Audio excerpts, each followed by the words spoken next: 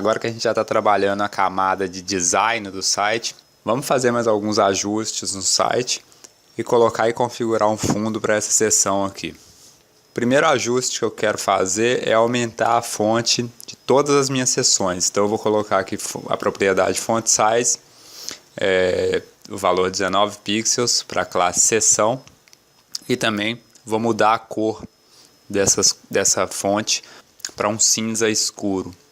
Feito isso, eu vou criar aqui a classe método e vou definir uma imagem de fundo no CSS com a propriedade background image.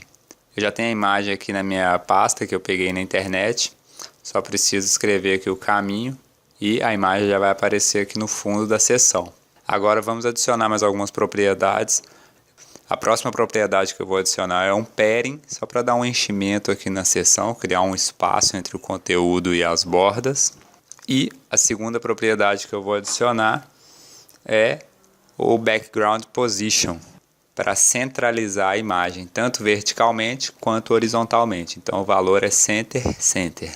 Pronto, a imagem ficou centralizada aqui. E agora eu quero que a imagem apareça inteira aqui na seção. Então eu vou colocar o background size alto, espaço 100%. Significa o quê? Largura automática e altura 100%. Ou seja, a altura dela vai ocupar 100% da seção e a largura vai se ajustar automaticamente. Ela ficou repetindo aqui, né? Porque a imagem de fundo, por padrão, ela se repete. Para isso não acontecer, eu preciso adicionar a propriedade background repeat e o valor no repeat, para que ela não repita e fique somente uma imagem de fundo centralizada aqui no fundo, ocupando 100% da altura com a largura automática. Vou adicionar mais uma classe aqui à seção, que é margem top 60 pixels e margem bottom 60 pixels, só para criar um espaço aqui entre uma seção e outra.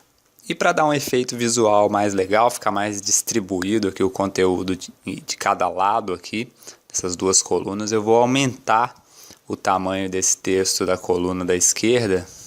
E para fazer isso eu vou utilizar uma classe do Bootstrap que se chama Display. Vou só acrescentar aqui então a classe Display-4. Ou seja, dentro de uma faixa de 1 a 5 eu estou escolhendo o tamanho 4. Agora sim o texto ficou ocupando o mesmo tamanho aqui que o texto da outra coluna. E agora eu vou demonstrar como que a gente pode definir todas as margens do elemento sem ter que definir margem top, margem bottom, margem left, margem right. Então eu vou comentar aqui esse trecho e vou criar uma propriedade que chama margem e vou passar 4 valores. Esses 4 valores representam as margens do topo, da direita, de baixo e da esquerda, sempre nessa ordem. Então por isso eu coloquei aqui, ó, 60 px topo, 0 direita, 60 px baixo e 0 esquerda.